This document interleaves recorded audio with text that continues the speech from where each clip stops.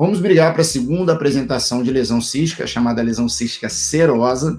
Essa lesão cística serosa tem alguns nomes na literatura, eu costumo chamar de neoplasia cística serosa, mas também está certo chamar de adenoma micromacrocisto seroso, são duas formas de apresentação, ou cistoadenoma seroso.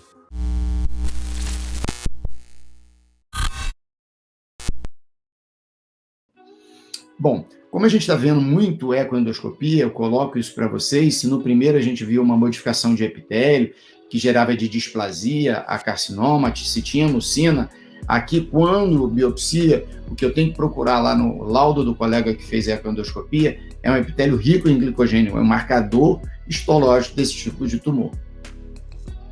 É uma lesão benigna, então eu não tenho problema, eu não tenho versão maligna de neoplasia cística serosa, tá? Naquela ideia mnemônica da gente tentar lembrar as lesões císticas, elas são mais frequentes nas mulheres e idosos, então é o chamado tumor cístico da vovó, e tem algumas formas de apresentação, mas eu queria focar principalmente nessa microcística. Por quê? Porque ela é mais prevalente e a imagem permite a gente fazer o diagnóstico. Tem uma configuração bem típica, vocês vão ver, né? São vários cistos agrupados dando um aspecto de colmeia ou de favo de mel, né? Vou tentar mostrar isso aqui na apresentação por imagem, tá? Então tem alguns achados, principalmente de ressonância magnética, que são extremamente úteis para a gente fazer esse diagnóstico, tá?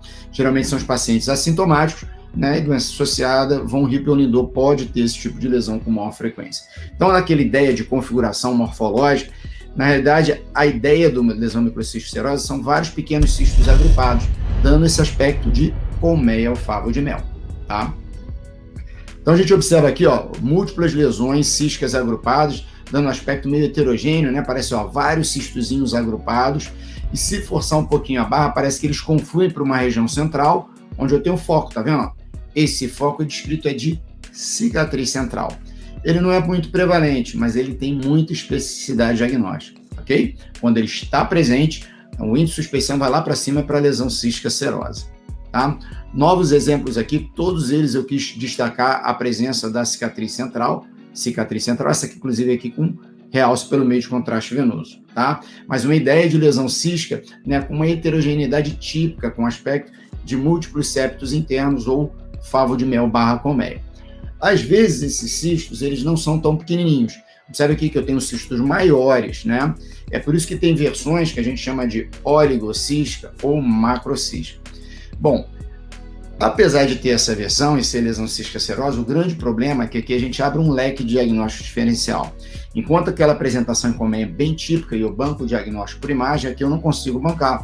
E eu preciso do auxílio da ecoendoscopia para fechar como lesão cística serosa. Então, não raro os pacientes vão à ecoendoscopia, tá? E aquela informação da ecoendoscopia associada à imagem fecha o diagnóstico de lesão cística serosa, versão macrocística.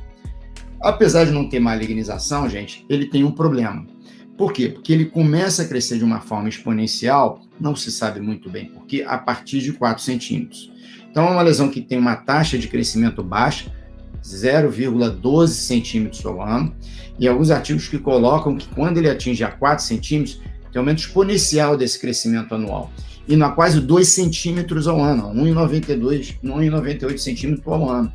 E qual o problema disso? Que ele começa a comprimir estruturas circunvizinhas. Então a gente observa aqui, ó, esse grande tumor cístico seroso, olha a cicatriz central dele, bem típico, olha o aspecto de múltiplos cistos com septações agrupados, mas olha o hepatocoliático dele, como está dilatado. O paciente já estava fazendo icterícia.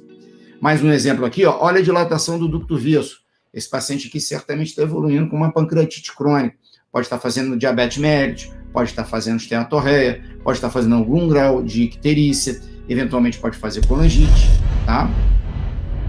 Então, a despeito do tamanho, na verdade, eu gosto até de lesão grande, porque a lesão grande no radiologista tem mais área para poder estudar, né? Ela é mais fácil o diagnóstico. Às vezes, essas situações, elas têm indicação cirúrgica. Esse foi um caso que a gente acompanhou, não teve indicação cirúrgica, uma lesão bem típica, uma bela cicatriz central, mas repara, ela está mais em corpo e cauda pancreática, então o efeito compressivo, ele é menos relevante. Tá? Quando a lesão está na cabeça, tem mais estruturas nobres naquela região, como o colédo, tá? Que pode gerar, né, repercussão clínica que indique cirurgia. Aqui não tinha, inclusive, nem dilatação do próprio vírus.